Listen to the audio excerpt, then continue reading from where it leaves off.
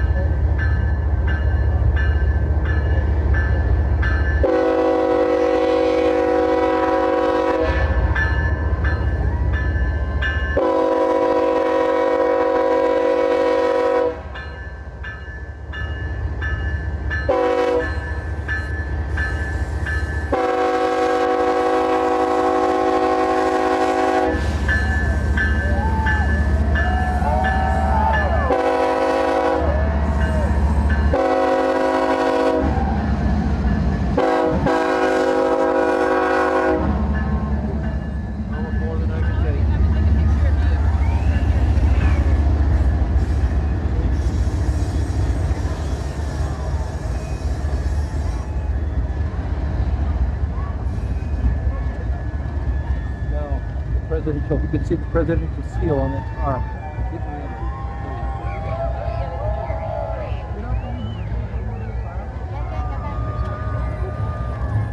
Can't really see what I'm taking pictures of.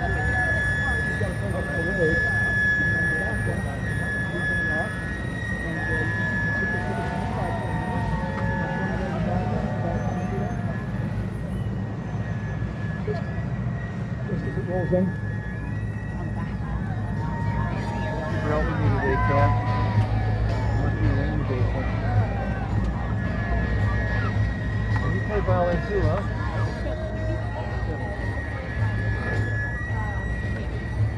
You're gonna be on the back like they used to like. Be on the back. Katie and Abe both did that. This the flag there, the president of the water street. Come on.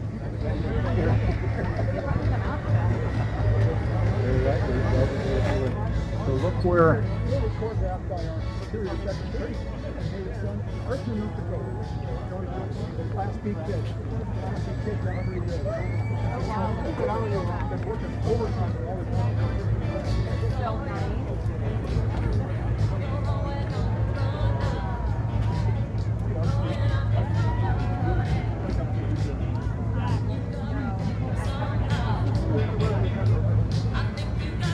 Pretty interesting day, isn't it?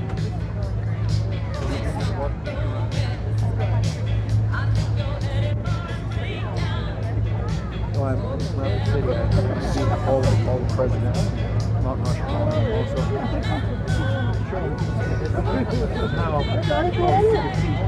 The Constitution makes money illegal anyway. But anyway. What's your name? Meredith. What's your Meredith, I'm Mark, the freedom poet. Yeah. Old age today.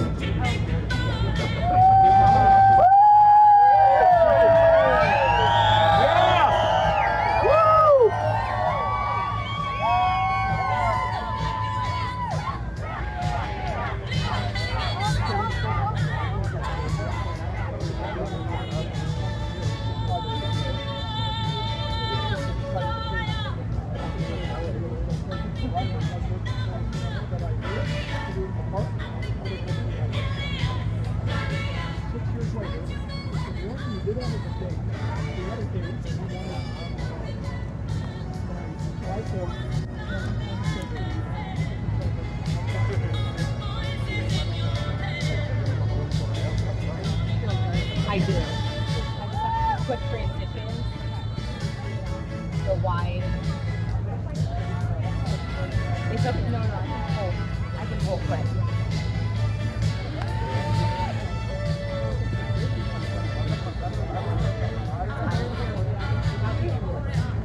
Yeah.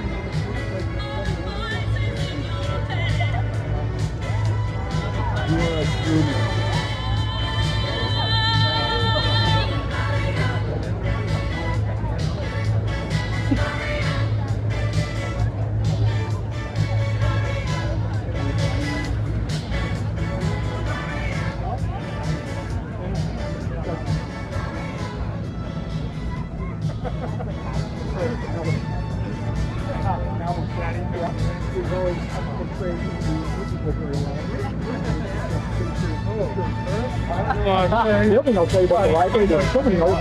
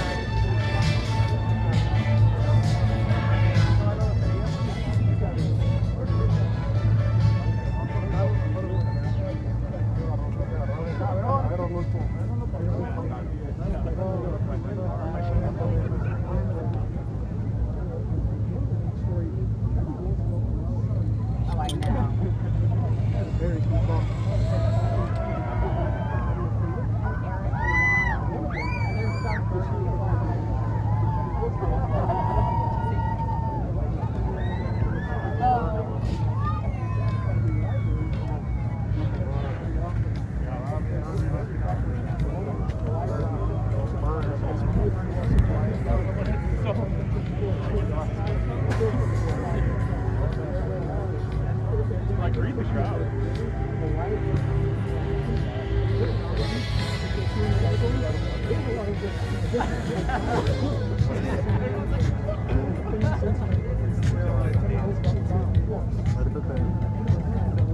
te mando una cosa. No, pues ahorita que la veas. No, pero te mando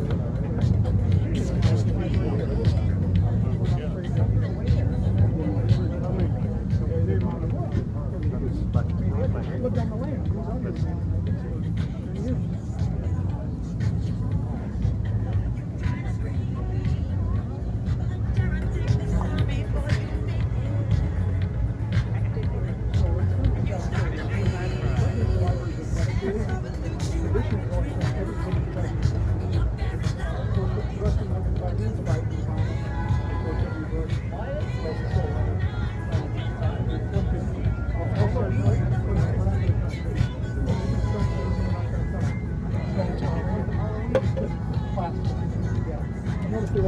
They're all full.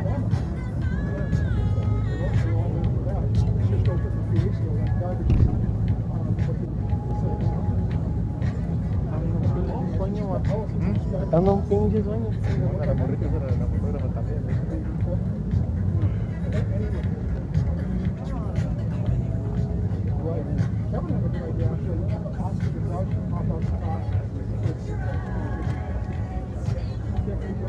Bueno, no sé si están los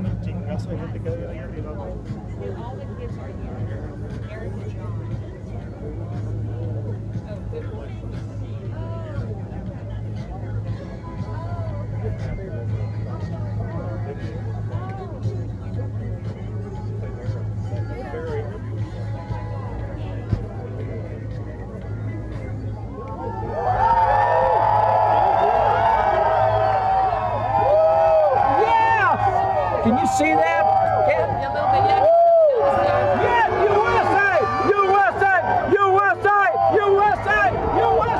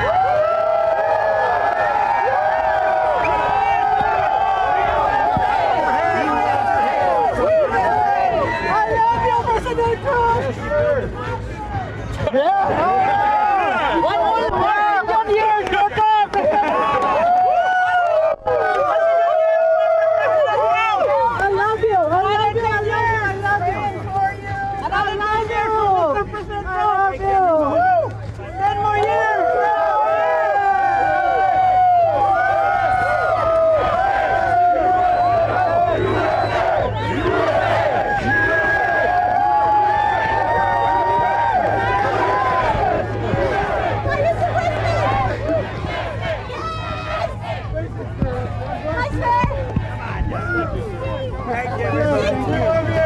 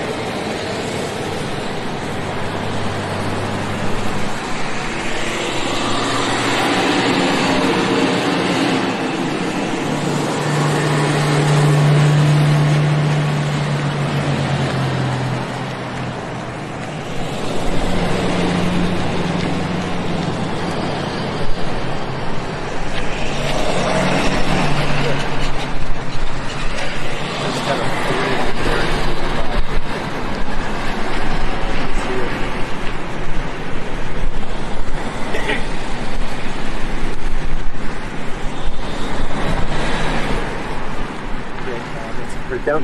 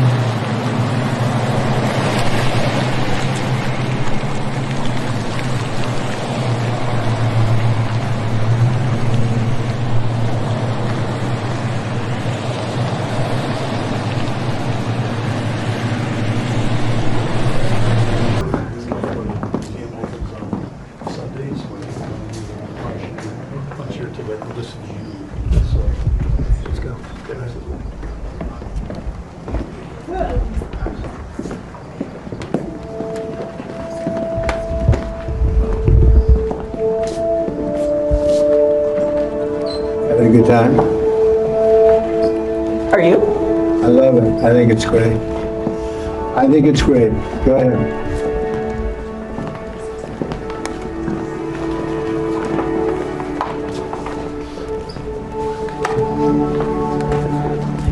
The president will be doing a recording, and when it opens on Sunday, you'll hear his voice here.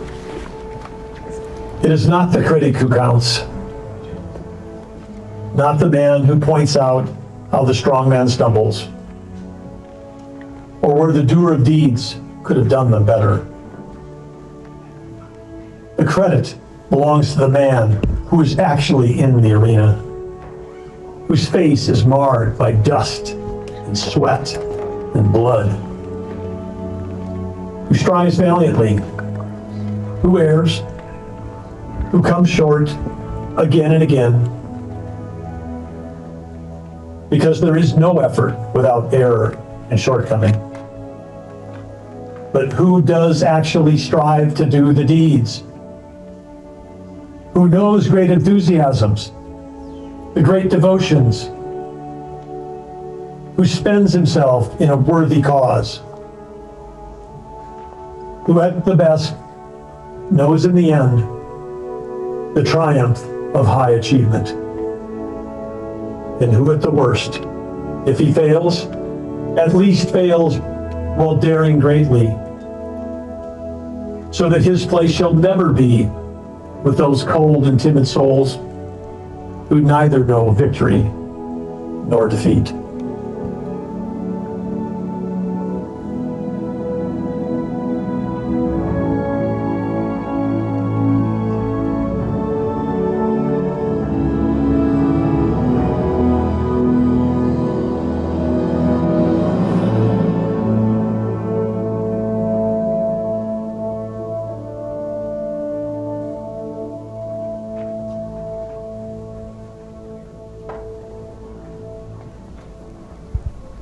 President Trump is the man in the arena, and it's a thrill to have him here to help dedicate this presidential library today.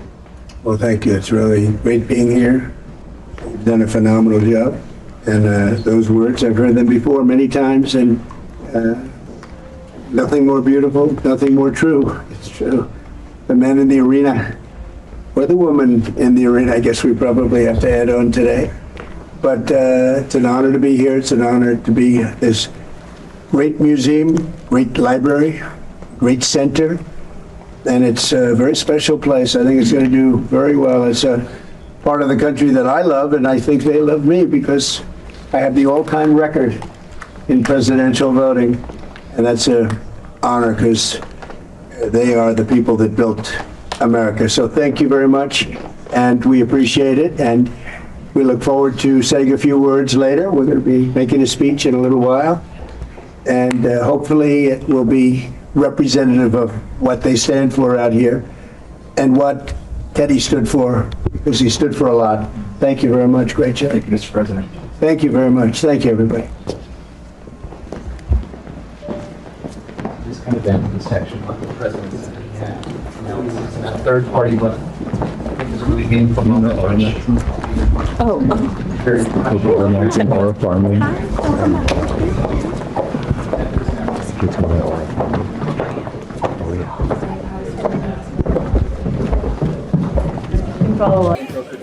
Ladies and gentlemen, please welcome the Secretary of the Interior, Doug Burgum.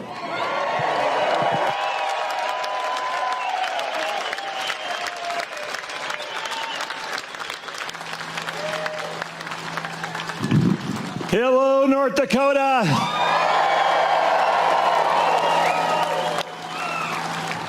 It's an honor to be here with all of you, because if you're here, it's because you care about America. You care deeply about this country.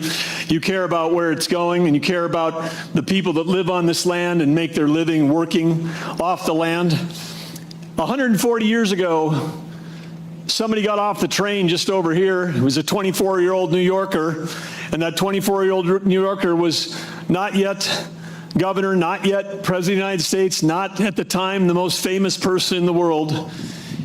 He was someone that came west to ranch, and he learned about what it was like for hard work and the working people, and that transformed his ability to lead, and he transformed himself, and then he transformed our country.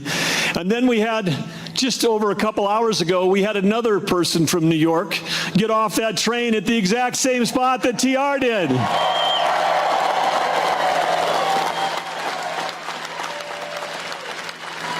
And you know who that is. You know me, and you know that I know hard work, and I have never worked with or for anyone in my life that works harder than the person I'm about ready to introduce. I'm talking 20 hours a day, 7 days a week. And when he's working for all of you. He's working for the American people. And I'm talking about someone who we just moments ago completed the dedication of the opening of the Theodore Roosevelt Presidential Library and Museum here in Medora, North Dakota, at the entrance to Theodore Roosevelt National Park, the only one of our 63 national parks named after a person instead of a place, and what a place it is. But he's here because of all of you.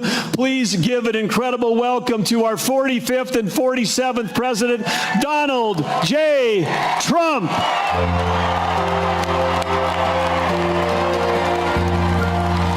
God bless the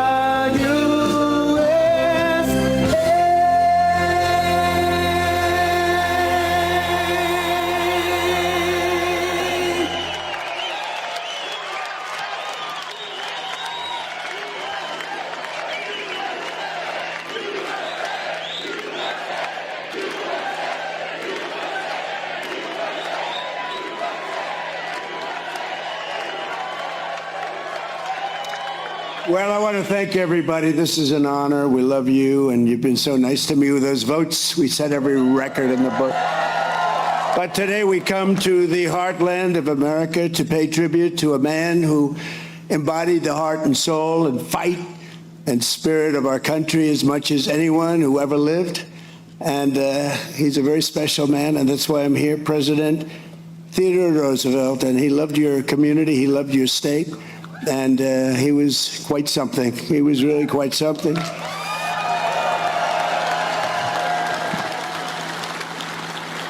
And here, beneath the wide open sky of the Badlands, I call it the Badlands. I said, what's that all about? It's pretty cool name, I have to tell you. On the steps of the burning hills, we dedicate a living monument to a legend, a statesman, a soldier, a frontiersman, and a true American hero. This is a very exciting thing for me, and number one, I have to tell you, because this was an inaugural flight of a certain airplane called Air Force One after 37 years.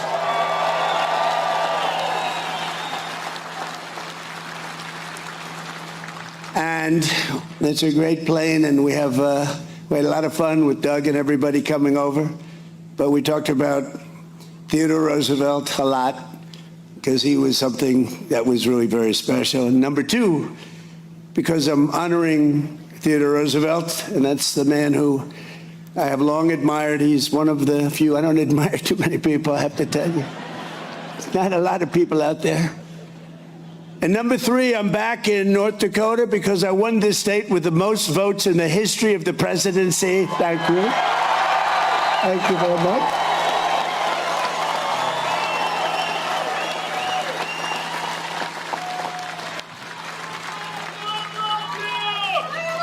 And number four, I have two teleprompters that aren't working, and here I stand.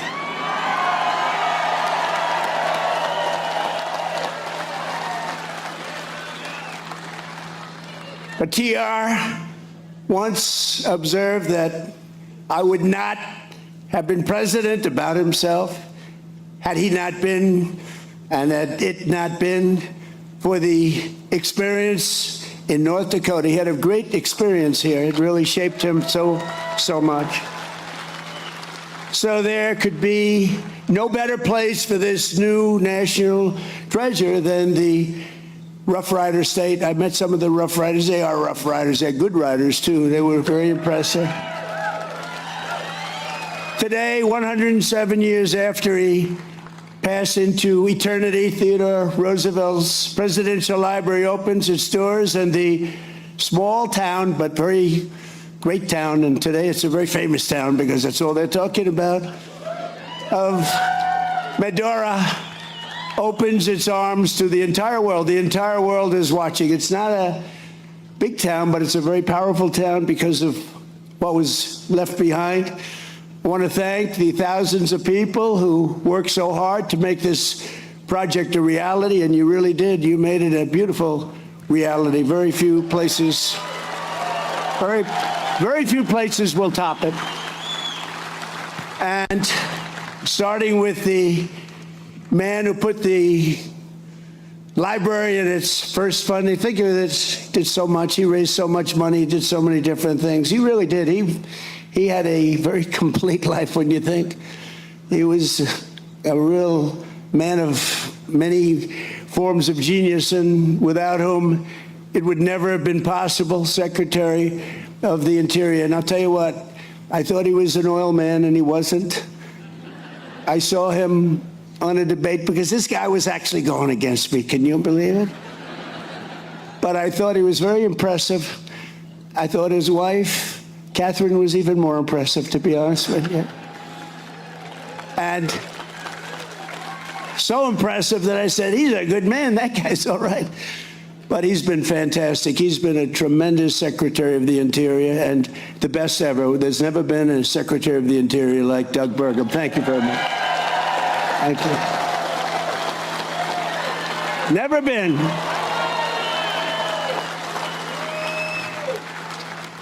And, you know, Doug called me, he said, would you do me a favor? He's really fantastic, because I did not know the gentleman too well.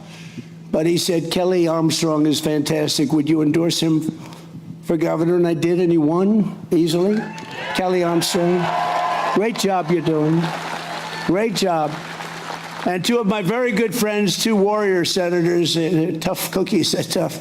Oh, I wish they could get their way. We could get a couple of little things passed, like voter identification, like proof of citizenship. Well, Save America, you know, that's pretty good. Save America, can you imagine? We have 100% of the Democrats against it and 4 or 5 Republicans, if you can believe that. What are they all about? But these two people are with us all the way, John Hoeven and Kevin Cramer, senators. They're great. 2 great guys. And a congresswoman who fights and gets what she wants, and she's very respected, Julie Fedorchak. Thank you, Julie. Very, very respected. And we have our ambassador, Monica. Where's Monica? Monica Crowley. Fantastic. Acting Secretary of the Navy, Hung Kao. And we're building a lot of ships. North Dakota House Speaker, Robin Wise. Thank you. Thank you. Doing a great job. State House Majority Leader, Mike LaFleur. Mike. Thank you, Mike. State Senate Majority Leader, David Hogue. Thank you, David. And all of the members of the North Dakota legislature, I hear every single one. I'm not going to introduce you. You have no chance of that. I'll be here all day, but you're all here, and we love you, and you've been with us from day one. Thank you very much. Thank you. And the CEO, who's done a fantastic job, he took me around. I thought it would be maybe 10 minutes, 5 minutes. I've been doing this for 2 hours. Thank goodness I love the subject, or I would not have put up with it. Doug said you could come in. You know, I'm prosecuting a war, which we're winning very easily, by the way. But I said, Doug, let's fly in. We'll do 10, 15 minutes. I know I'm going to love it. And then I'll get out. Oh, absolutely, sir. So then time comes, he got me making speeches. I was over there 2 hours. I know more about that museum than the people that built it. But that's okay, because they did a very good job. I can report that they did a really good job.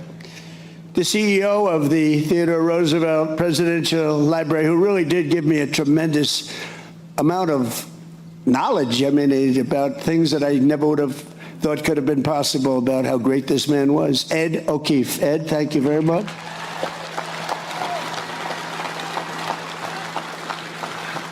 And 2 of my sons are here, Eric and Don.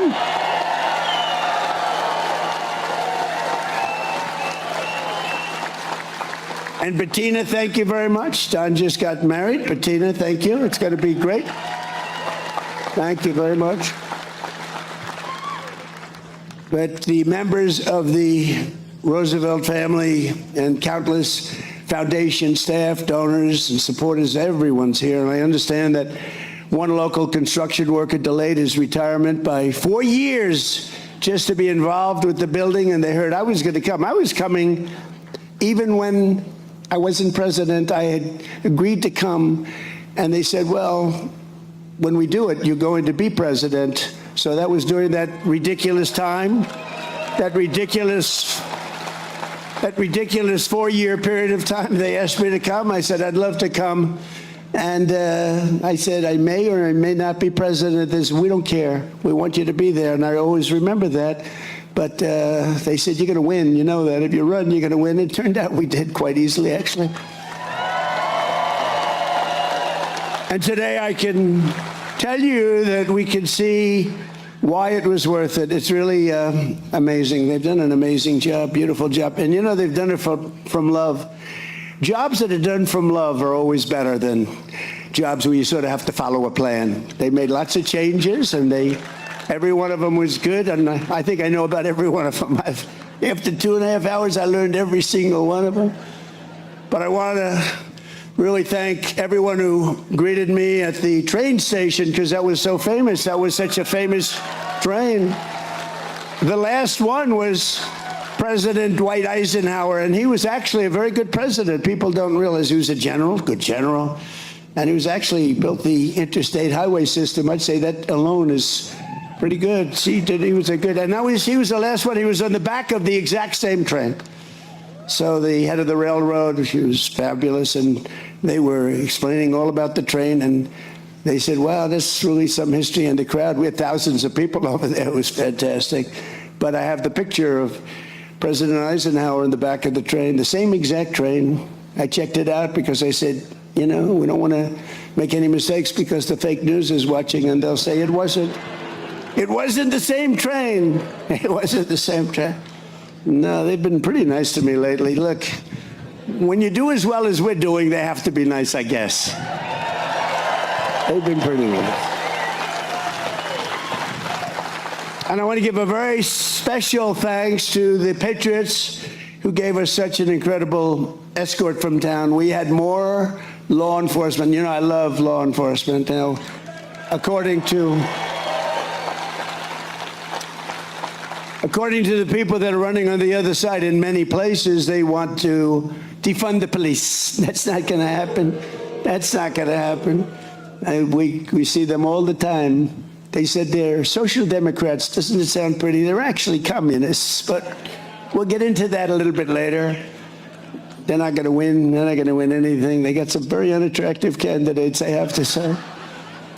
During my first term, it was a privilege to sign the bill that helped get this incredible project underway, and transferring 90 acres. We took it right out of the federal government. We ripped it away from the federal government. They don't know what's missing. They still haven't figured out what the hell happened.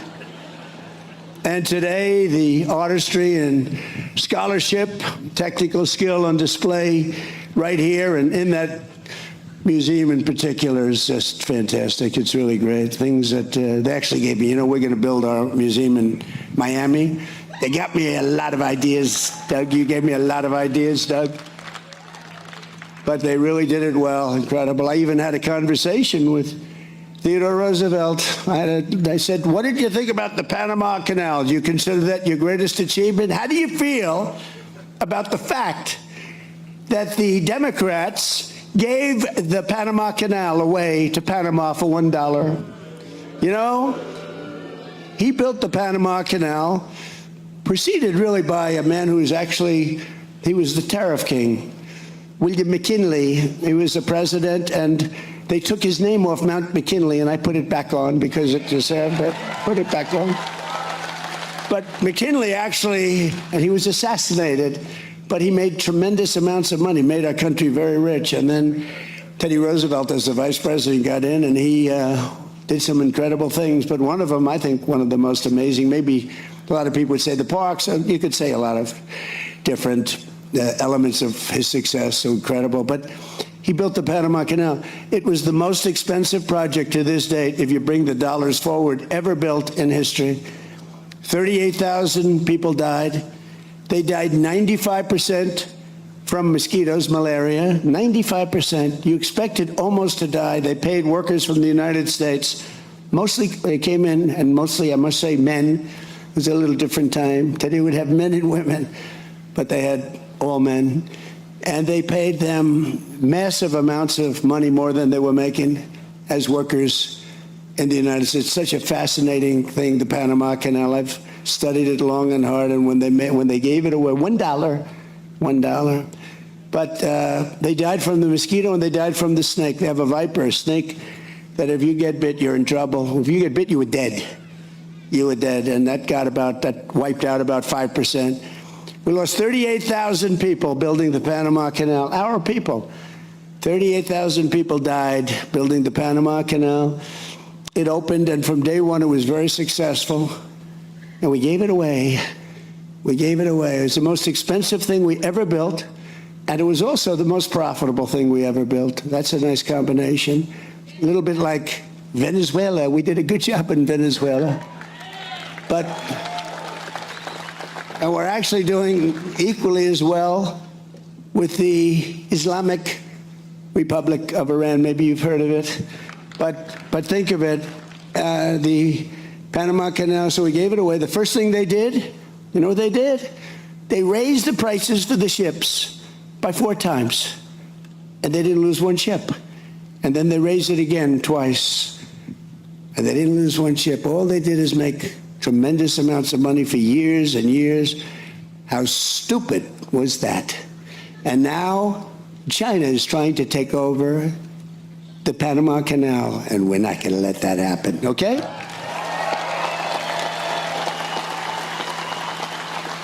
And that was not part of the script, because I don't really have a script, because this thing doesn't work. It's appropriate. The one on my right is slightly better than the one on my left. The one on my left is a waste of time. It's a little like politics. The one on my right is a little bit.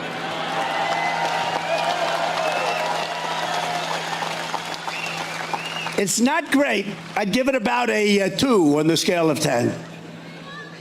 And this afternoon, I'm pleased to announce that through the National Endowment for the Humanities, we will be awarding the library $750,000 to support the opening exhibits during the first year. So they're getting a nice check. Getting a nice check. And as you know, this week, Americans all across our nation are filled with joy and excitement and anticipation as we prepare for one of the proudest moments in our history. 250 years, think about that. 3 days from now, we will celebrate the 250th anniversary of the signing of the Declaration of Independence. What a document that was.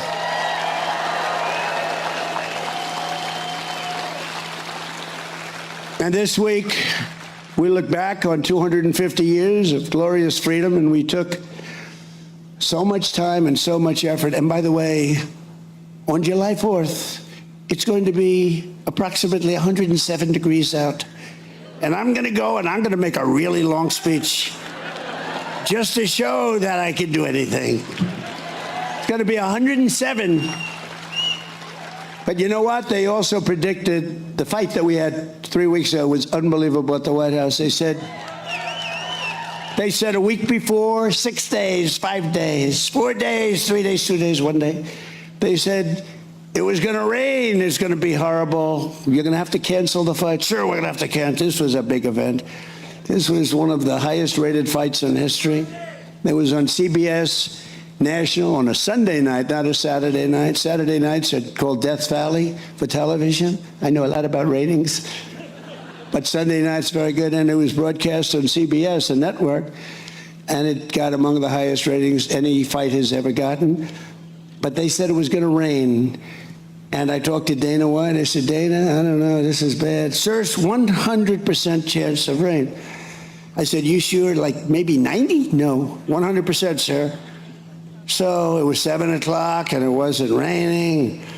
Then it started at 8 o'clock, and we were going to delay it till 12 o'clock midnight. I said, that's not good, but it wasn't raining at 8 o'clock, and it wasn't raining at 8:30, and we had the fight on time, and it never rained. Never rained. So you never know about weather forecasting, do you? With all the money we spend all that money. That's happened before. We had a big march in Washington. You remember that? That was going to be rained out, sir. We're going to have to change it. Rained out, never rained. So we're getting pretty good at that. But this is a time to rediscover the indomitable spirit that built our country and all that will ensure America always remains the most exceptional nation on the face of the earth. We're not going to let communists get in our way. We're not going to let anyone get in our way. Not the communists. It's a very unattractive lot. They're not going to do it. They're not doing anything. Those people, what they're doing, they're so stupid. They're so stupid. There could be no better place to begin this rediscovery than with the life and times and passions of Theodore Roosevelt. He had great passion. The Colonel, they called him, was an American man. He was really a great he-man. He was an American man through and through. His chest swelled with American optimism, confidence, enthusiasm, pride. His heart beat with an unyielding sense of America's destiny and pride, and that pride was bigger. The biggest word for him, I think, was pride. He was a proud man. But I'm a proud man. I'm proud of our country. I'm proud that 2 years ago, we had a country that was a laughingstock all over the world, and now we have the hottest country anywhere in the world, the most respected country anywhere in the world. But as a young boy, I saw that he loved Lincoln, and Lincoln's casket would pass through a nation torn apart by civil war. I don't know if you know that. I think Teddy Roosevelt, is probably as big as I was trying to get that today, and I think it came pretty loud and clear. Abraham Lincoln was the person that he most respected, most admired, most looked up to. He has a beautiful picture of Lincoln that he had in his one of his rooms, one of his very important rooms where he lived, and it's at the library. By the end of the 60 years, TR had transformed his country by the reach of his vision. He had a great vision, and by the force of his will, into one of the greatest places, one of the greatest empires, one of the most incredible countries, ready to take its rightful place as the strongest and most respected nation anywhere in the world. They didn't have people that they had no idea where they were. They didn't have people that couldn't walk up the steps. See those steps? They didn't have people that had no idea where the hell they were. They didn't have people that said, let's have open borders so millions and millions of people can pour into our country from prisons all over the world. They didn't have those people. They had strong, smart people like Teddy Roosevelt. Today, America is stronger and more respected. Right now, I'll tell you, the King of Saudi Arabia, I was with him a year ago, smart guy, good guy. He said to me, sir, you know, it's amazing. And this was as we were just started to really, and we've made a lot of progress since then. You see the numbers, factories being built all over the country at a level that we've never had before. But he said, you know, 1 year ago, during the Biden, Sleepy Joe, during the Biden administration, he said 1 year ago, your country was dead. We gave up on your country. They were looking at China. They were looking at others to protect them. They were looking at other countries. And now you have the hottest country anywhere in the world. He said that, and it's true. Now it's even more so than it was then. Hottest country anywhere in the world. So Theodore Roosevelt and his presidency fell exactly at the halfway mark between the founding in 1776 and the place we are today in 2026. And here are 5 lessons, and I wanted to write these because you can learn from some people, not from too many. From a lot of them, you don't want to learn much. but you can learn from him. And here are 5 lessons that are really extraordinary and life offers to all Americans on the threshold of our 250th year. First of all, the life of Theodore Roosevelt reminds us that Americans never give up. We don't give up. You know, if you really look back 2 years ago, I could see people wanting to give up. I could see them wanting to give up. He never stopped, never quit, never surrendered in pursuit of his dreams. He had a dream, a very complex dream he did because of the way he traveled, the way he moved, the fact that he ended up here and turned out to be one of the most impactful things he ever did, ending up right here where we are. But his pursuit of the American dream never, ever stopped. It was really amazing. He was plagued by asthma, very, very bad, very serious. He was having a hard time breathing for much of his life. But he went out and he was told by his doctor that he'd have to live very quietly. This is as a young man, he was told you'd have to be and have a very quiet life. You have to be nice and easy. And he did just the opposite. He had a freaking wild life, right? He was wild. He just didn't want to take that. He didn't want to listen to his doctor. He didn't want to be quiet. He wanted to be great. He actually wanted to be great, and that's what he turned out to be. Young Theodore replied, "Doctor, I'm going to do all the things that you tell me not to do, and I've got to live the sort of life that you've described. I don't care how short it is. I just want to live my life the way I want to live my life." It was great. I mean, who would say that? The next year, he sailed the Atlantic and he summited the Matterhorn just to prove that he could do these things, just to prove his doctor wrong. He knew his doctor. He wanted to prove him wrong. Maybe it wasn't smart, but it worked out okay. But again and again, he summoned the will to transcend tragedy and triumph and defeat heartbreak with hard work. He worked hard, and I found that out. I mean, if you love what you do, it's not work. That's one thing I will tell you. People say, I work hard, but it's not work, because if you love it, I love making America great again. I mean, I'm having a good time. So it's not work.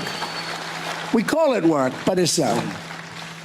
In his library, we find his diary open to the page from 1884, when his mother and his wife died on the very same day in the very same house. Totally unrelated.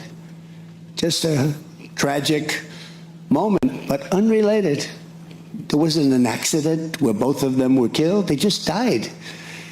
Then he came back home and he said, what happened? They're both dead. Different parts of the house, had nothing to do. It's just an amazing. Wife was very young, mother was older, but she was getting by. The light has gone out from my life, he wrote. But Theodore Roosevelt did not surrender to fate. He came here to Medora and made himself fate's master. I said, I want to be fate's master. He wanted to turn the tables, and he really showed that that's what Americans can do. That's what people can do, beyond Americans. That's what people can do if they really believe and they set their mind to it, and if they're competent. I mean, you have to be competent. You have to be smart. It's nice to say anybody can do it. Not anybody can do it. They'd like to say, oh, anybody can do it. No, no. But he was a special person. He arrived at this town narrow-chested, 140 pounds. He looked pretty bad to the people here because they're pretty tough people around here, never changed. He was sick. He was shattered from the death of these two people that he loved the most. And his body and his spirit were pretty much broken. Not broken enough, but pretty much broken. If they were broken all the way, he wouldn't have been able to do what he did. He left here 2 years later. He weighed 40 pounds more. And he was strong as an ox. They say it was 40 pounds of muscle. I don't know how the hell that happened. They didn't have modern-day drugs. Of course, the modern-day drugs don't do that either, do they? In fact, they actually take away the muscle. That's not good. How are we doing, doctor? Well, you lost a lot of muscle. That's not good. But we didn't have any of that. He was 40 pounds of steel, the vital man of vigor, who would become president of the United States not that long after he left. Wow, that's amazing. I know what it takes to do that. It's tough. As a sheriff's deputy, he heard 3 thieves had stolen the only boat in town, so he built another, and over 3 days chased the criminals 300 miles. He wanted all those poor criminals. We need a little bit more of that in our country, but we do pretty good. We have the best border we've ever had. We do pretty good. Think of it, we have the best border, strongest border. We went from the worst border in history in 3 months to the best border in history, so we do okay. But he was a man who could get crushed beneath a horse. He was crushed. Get up, and he kept riding. People said, you got to get back. We got to get you to, no, I'm going to keep riding. He could take a bullet to the chest, stand up, and keep speaking. He had a little luck. He had a lot of paper there. I saw it today, a bullet hole right through both of them. But so got lucky, but other people wouldn't have done what he did.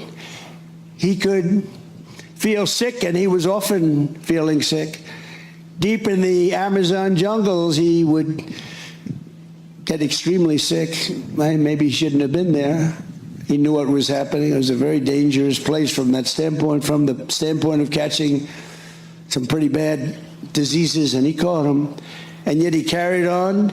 When he was half dead, and most people think he was going to die, they thought he was going to die. They said, Teddy Roosevelt is going to die, but he carried on, and he was still standing. He never sat, he never rested, he just kept going. As America turns 250 years old, we look at this remarkable man, and we recall that with effort, determination, and drive, there is nothing that Americans of competence cannot do. Nothing.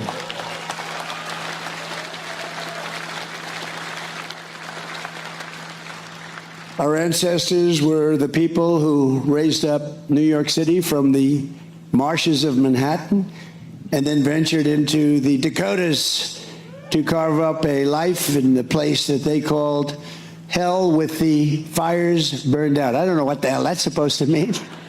Hell with the fires burned out. That doesn't sound so nice.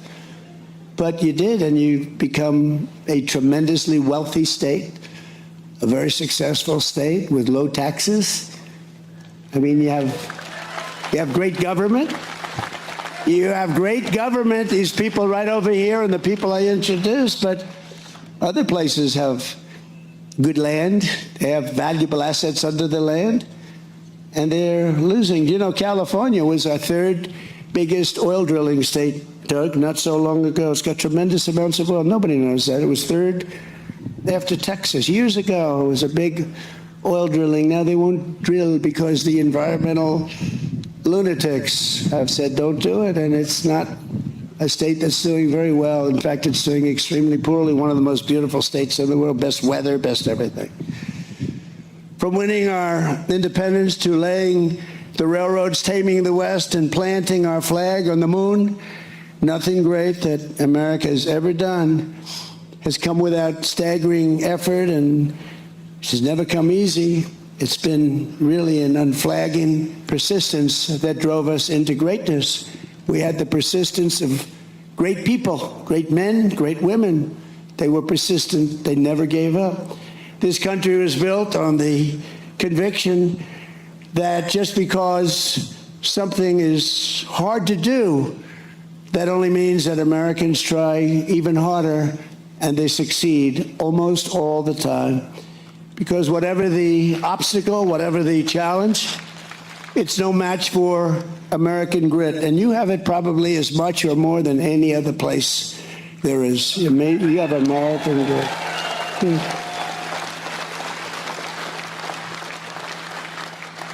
And second, Theodore Roosevelt reminds us all that to be a great nation and to be a free nation, we must have courage. Without courage, you have nothing.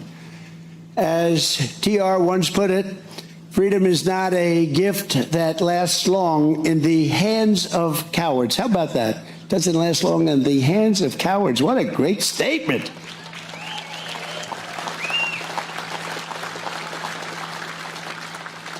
I want to use that. I shouldn't have said it. I would have used that statement, and I wouldn't have attributed it to TR. And they would have said, oh, what a great statement that is. Trump made a brilliant speech. What do you think, John? Would I get away with that, Kevin? I don't know. Maybe not. But that's a great statement. That's a beautiful thing to say. But in the West, he tracked a 1,200-pound grizzly. My two boys know all about that. I say, are grizzlies dangerous? Is a grizzly bear dangerous? I looked at Eric and Don. They know more about that stuff than any human being, I tell you. They said, they're real dangerous, Dad. I said, are they violent, bears? They said, they're really violent, right, fellas? You said they are violent, but that doesn't scare them. Just be scared, okay, and get the hell out of there.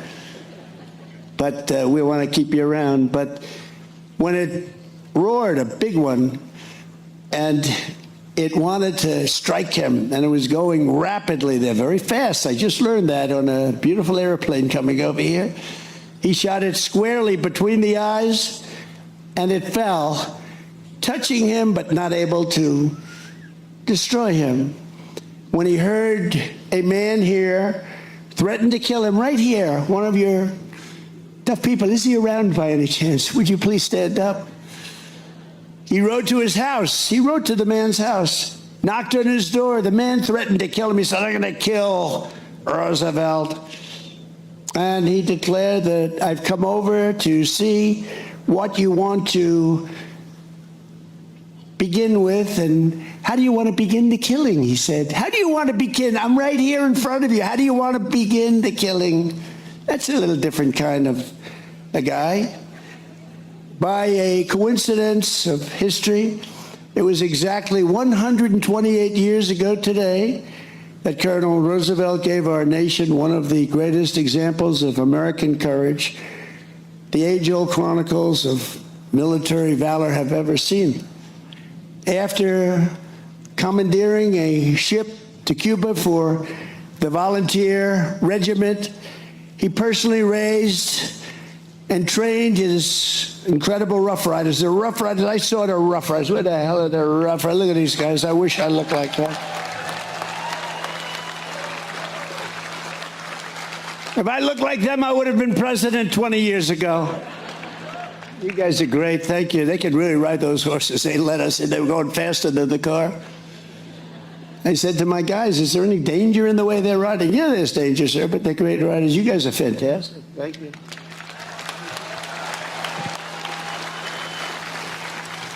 But he led the Rough Riders in their heroic charge up San Juan Heights.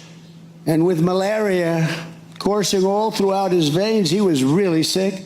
Colonel Roosevelt galloped into a hail of Spanish bullets, and when his horse came to a wire fence, he leapt off the horse. He jumped off the horse, and he started running toward the enemy. I don't know if that was smart, but he made it.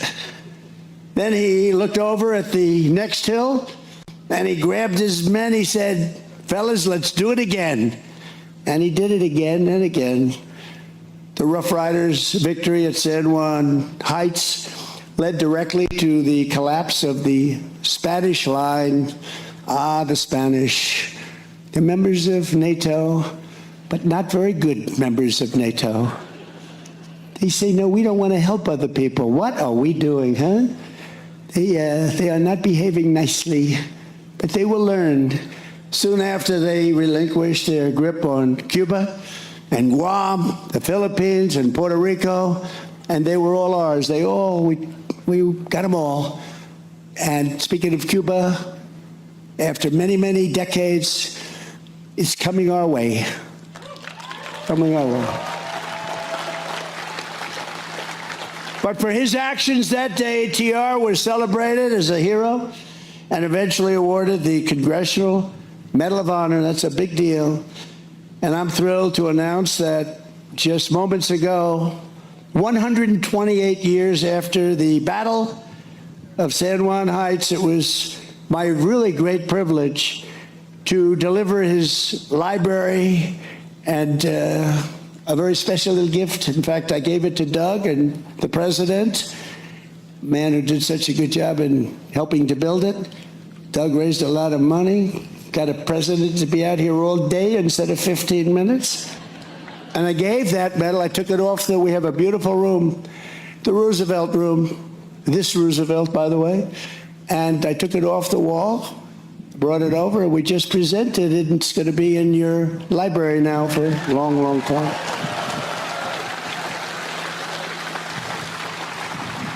And it'll be displayed alongside the Medal of Honor earned by his brave son. His son was brave. It's genetics, you know, it's like the racehorse theory, right?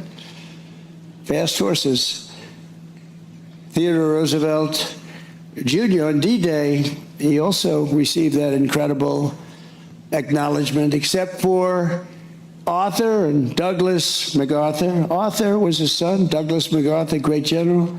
They're the only father and son pair to receive our nation's highest military award for courage above and beyond the call of duty. Now, as I see my two beautiful sons sitting there, I think I'm going to give one to myself, one to them, and we'll have a threesome, okay? I'll pick out one of the two. I'll give them the Congressional Medal of Honor for something, for their genius at hunting, and I'll get one for taking on Russia, Russia, Russia, or something. And we'll have a third pair. No, I'm only kidding. But I have seriously thought about, now this is dangerous to say because the fake news is up there all over the place. And when I joke, I learned early on, don't be sarcastic in politics. But I actually said a few times that I've seriously thought of giving myself the Congressional Medal of Honor. Now, everyone knows I'm doing it with a chuckle, but then they report, he wants to give himself the Congressional. So I don't say that anymore. It's very dangerous to say. But it is the highest award, and they had a father-son get it, and that's a tremendous tribute to a genetic pool. As we enter the 250th year, Americans must never forget we are a historic and heroic people with a heroic spirit and a heroic purpose. And in this world, we are a very special group. American courage won our independence. It liberated millions and millions from slavery, rescued billions from tyranny, and sustained American liberty for 2.5 centuries. And we're not going to lose it to this group of losers. Oh, can you imagine? Have you seen these people? Have you seen these people? The press is just building them up. They're losers, okay? They're nasty people, but they're losers. We'll teach them. We're going to teach them. They're not going to hurt our country. Without courage, there is no America today. If you don't have courage, we wouldn't have America today. We wouldn't be close. Third, Theodore Roosevelt believed in the America that really works and worked. He refused to accept failure, mediocrity, corruption, decay, or decline. And neither should we. That's why we can't take this nonsense that's going on right now. We're not going to take it. The first public cause he ever supported was a bill to fix the streets in New York City. He was very New York City and New York centric. You know that. That's where he came from. He was a pretty rich family.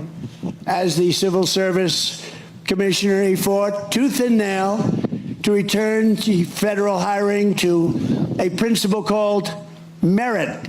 Merit, isn't that nice to hear? And by the way, do you know, a little while ago, not in yesterday's decisions, where we actually had a good day except for birthright citizenship, which will work out some way, but we had something called, do you know what we're talking about? We had something that gives back tremendous power to the President of the United States, and we won that, I think, 6-3, and it was taken away from another Roosevelt. It was taken away from FDR in 1932. It was taken away, and For almost 100 years, that's been up for grabs. Slaughter, it was called, the slaughter case. And a lot of people didn't think it would ever be won, and we won it 2 days ago in the Supreme Court. It gives power back to the president at a time where the president really needs power. It's a great decision. It was the most important, and we won some others too. It was the most important decision of all of them, I think. But we'll take care of the birthright citizenship, because that was not meant for rich people from other countries. That was meant for, actually, it was meant for the babies of slaves. If you look at it, it was a month after the Civil War ended that it went through. That's because it was meant for the babies of slaves. It wasn't meant for rich people from China. It was, they came over in Gulf Streams. It was meant for the babies of slaves. So I believe, no, I know they got it wrong, but that's okay, because they gave us something that nobody thought. But they also gave us something in one of the sessions a year ago. It was called merit. Our country now is based again on merit. So if you're a student with very average marks, and you looked a certain way, or you acted a certain way, or whatever, and you get into the finest school in the world, and then you're somebody else that looked a certain way or acted a certain way, and you have all A pluses, and you have all great marks and board numbers that are through the roof, way above other people, but you don't get in, they get in, it's all over with. It's based now on merit. I don't even know if people know. The fake news didn't want to cover it. To me, that's one of the greatest decisions. And that took courage of the Supreme Court, because our country became great because of merit. We became great because of merit. And when you look at those soldiers that we have standing there at Washington, D.C., where we ended up, so we had one of the most unsafe cities, places, our capital, anywhere in the country, and now we have one of the absolute safest. You can walk anywhere in Washington, and we fixed up the monuments, and Doug was fantastic. We had 78 monuments, fountains, statues. We have the reflecting pond, which we did the best job of all. They came in with box cutters and they cut it up, but it's working fine. We're gonna let a little water out. We're gonna redo it a little bit. But we fixed it up after 100, and think of it, it was 1922 that it came about, and from the day it was built, it leaked. From the day it was built, it didn't work. But when it did, when they had water, it was beautiful. It reflected Washington, the Washington Monument. It reflected Lincoln and Washington. Think of it, how beautiful, how beautiful. And these people went in and cut it up, and they got caught. We'll see what happens with them, but they got caught. But they put a big gash, 350 feet long, think of that, 350-foot gash along the side of this very expensive material. But it will have it all, it's already good. We want to have it done for July 4th, and it was done for July 4th. And it's operating right now, but we'll let a little water out, we'll fix it up very quickly, Doug, and it'll be just as good. But we have, for the first time ever, what they don't say, we spent a very small amount of money too. What they don't say is Barack Hussein Obama. Have you heard of him? Barack Hussein Obama spent tens of millions of dollars trying to fix it, and it was a disaster. Sleepy Joe Biden spent millions of dollars trying to fix it, and he was unable to do it. But we did it, and it works beautifully. It's a beautiful, we got rid of the algae, which they put in. They put in algae. Who the hell put in algae? They had a couple of people with signs, protect the algae. Can you believe this? This world has gone crazy. But today I'm proud to say that after 4 years of decline, America is once again a nation that has strong borders, is respected by everyone, all countries all over the world. They respect your president, and they respect you. When they respect your president, they respect you. and we solve problems, and we take things on, just like Theodore Roosevelt took things on. He took them on directly, right at them. He stared in their face. But our laws will be enforced. Our laws will be protected. And our law enforcement is respected again. You know, one of the things that I'm most proud of, when I was running in the campaign and even before I announced, you could not get people to join the military. We had the worst years we've ever had under Sleepy Joe Biden. He had no idea what the hell he was doing. And people were ashamed of our country. And you couldn't get them to join. And then we had a beautiful day, November 5th, and we won by a lot.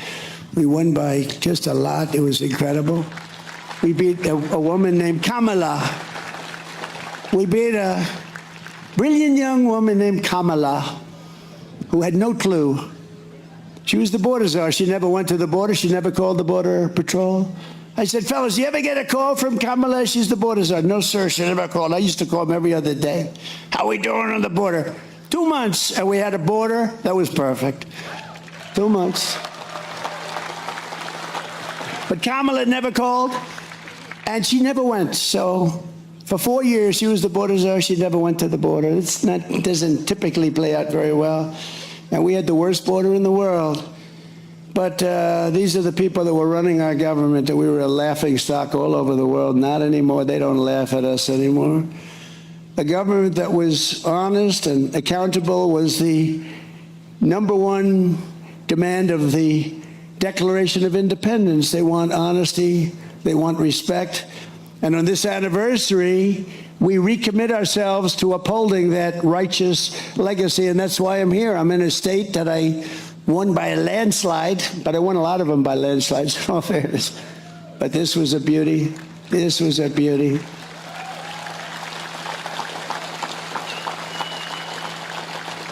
And I refuse to tell you. My son said, Dad, don't say that. So I won't. I refuse to tell you who got more votes, me or the legendary, and he was great, Theodore Roosevelt. I refuse to say. Because you'll say he's a braggart. He's a terrible human being. He's a horrible person. So I refuse to say. I told my son I will not say. Thank you. Thank you for giving me some good advice, Eric Trump and Don Trump. TR was also a staunch and ferocious opponent of a thing called communism. You've been hearing a lot about that lately. He said the doctrines of communistic socialism, if consistently followed, mean the ultimate annihilation of civilization. Other than that, he thought it was wonderful.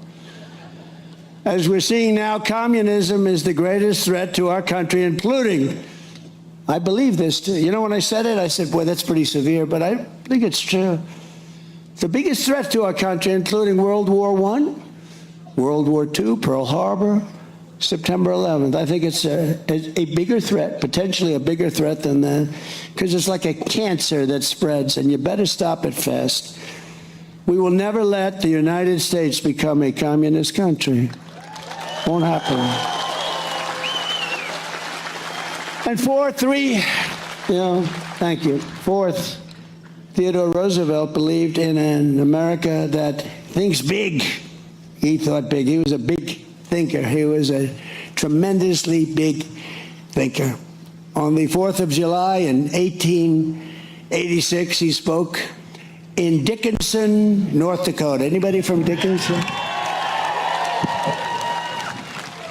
And said, like all Americans, I like big things, big prairies, big forests, and mountains. I want them big. He wants big wheat fields. He wants tremendous railroads. Let them be big and beautiful and powerful, and herds of cattle. He wants everything big. He wants big factories, steamboats. He wants everything big. It was cool. I mean, I thought it was great because I feel that way. I've always felt that way. Theodore Roosevelt wanted a big future, and he had big dreams for America. And thanks to him, we built the Panama Canal, that beautiful Panama Canal.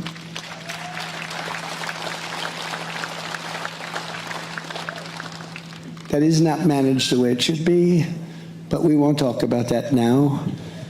But He did all of these incredible things with parks and everything else, and we vanquished every foreign power from the hemisphere, and he raised the American flag on the far side of the world. He had our American flag planted on every part of the world. He would call, or whatever they did in those days, is the flag over there, is the flag. He wanted that flag to fly boldly in other countries and other parts of the world. We built the Great White Fleet. Did you ever hear the Great White Fleet? We used to build ships. We're going to start very soon building them again. We're building them like, will you see, although we do build the greatest submarines ever in the world. We're 15 years ahead on submarines and other things. We do other things great, but we're going to start with the ships again. We used to build a ship a day, and now they got out of that. A lot of people that didn't know what the hell they were doing in running our country. Theodore Roosevelt understood that the grand and righteous ambition is not a vice, it is an American virtue. Having ambition is a positive thing, he said, not a negative thing. And it won us our country, and it's been among the greatest forces for good. It's been the greatest thing. Our attitude and the attitude toward our country and making our country great by some people. Not all presidents were like that. I don't want to get involved with talking about the individual presidents, but we had some good. We had few great. We had a couple. But we had some good. But we had some really bad ones, and they set us back very, very substantially. In particular, the last one. A nation, like an individual, either rises or falls, builds or decays, lives or dies by this. As we look into the future of our 250th year, it's time that we get out there and we expand our aspirations and our ambitions and build the country that will inspire the entire world for generations. So that's what we're doing. Again, we have more money being invested in the United States of America by other countries and people than ever before, by many, many times over. The fake news doesn't like talking about it, but they see what's happened. Look at the stock market. Every day it's hitting a new high. I think it's 82 times now. In a short period of time, 82. And that's a good thing, not a bad thing. And all of you that have 401ks, which are many, who has a 401k? 401k, yeah? Big percentage of the audience. Everyone that has a 401k is setting records right now in your 401k. Your wife, your husband, your kids, they all think you're a genius. I'm the genius, I'm the one that, I'm only kidding. No, I told the story the other day for the first time. A policeman came up to me, a big, strong, good-looking guy, and he said, "Sir, I want to thank you." He was almost sort of crying. I said, "What do you want to talk to me about, officer?" He was standing on line. He was watching as I shook hands with people. Some of these people are extremely strong in shaking hands. They break your hand because they're so emotional. "Sir, thank you very much." A guy's an NFL offensive lineman. "Sir, I'd like to thank you very much." Wow. But he came up to me and he said, "Sir," I was leaving, "I want to thank you so much. Why? My 401k is up 84%. My wife was disgusted with me for years. It was just going in the wrong direction. But it's up 84% this year. And I just want to thank you, sir, because it's really helped me with my marriage. My wife is respecting me again. She thought I was an idiot. This is a big, strong guy. But the women, you know the women rule. You know that. We know. All the guys in there, you know. This guy is a big, powerful guy, and he was petrified of his wife. But you know what? He said, my wife now respects me again. She thinks I'm a genius. She thinks I'm Warren Buffett. She thinks I'm one of the greatest investors. But they are up. But everybody in this room, there's not one person here that hasn't been going up 50, 60, 70, 80%. Your 401ks, you're making a lot of money. Everybody is. And we have more people working today than any time in the history of our country. We have more people working today than at any time. And we inherit a tremendous inflation problem from Biden. We inherited the worst inflation in history. 48 years, they say, but let's say history. It was the worst inflation, and prices were high. And those prices are all coming down. And you see fuel is coming way down. It's dropping like a rock, just like I said. Because those boats are coming out of the Hormuz Strait. They're coming out by numbers that nobody ever saw. We're setting records, actually. The oil is dropping. We have some great oilmen here. I don't know if they're happy or sad. I don't give a damn if they're happy or sad. I want the prices to go down, and the oil is dropping like nobody thought possible, but I told you it would. Total control. We have total control of everything. This is just the beginning of the golden age of America. We're in the golden age of America, and America is going to experience something that I can truly say, I believe, the best is yet to come. It's going to be coming, and it's here, but it's coming at speeds that nobody thought possible. Finally, Theodore Roosevelt understood that whatever our background, we are all Americans. We're Americans first, united under one flag. And we don't wipe our hands on a flag. Did you hear the person? One of our communist people. But they cleaned it up. The press cleaned that statement up. You know that, right? She didn't use the word hands. She used a different word, a disgusting word. They're disgusting pigs. She didn't use the word hand. They said hand. She used another word. You know what word I'm talking about. These people are a disgrace. That's why Theodore Roosevelt boldly fought for what he called the new nationalism. The word nationalism is a very interesting word. Putting the needs of the whole nation and all of these people above partisanship, lobbyists, crooked politicians. This is one thing with these guys, they are honest as hell. I'd let you know if they were crooked, if John or Kevin were crooked, I'd say, they're crooked pals, but they're honest. Maybe they're too honest, actually. We got to get an election going here, fellas. But no, these are great politicians. They're great people. That's why you put them back in office in record numbers, the two of them, all the time. But TR knew that true patriotism demanded caring for the worker, the environment, and the health and culture, and integrity for the nation itself. He was something special. He was a really great man. He was a man the likes of which you may never see again, but we'll all get close and we'll all try and duplicate what he's done, because he was a man of unbelievable genius and unbelievable toughness and principle. So I want to just say that it's an honor to be with you. It's an honor to be asked to represent our nation in the opening of what will be a truly great library, museum, or center. Call it what you want. And he deserves it as much as anybody that's ever been president of the United States, which is such a great honor.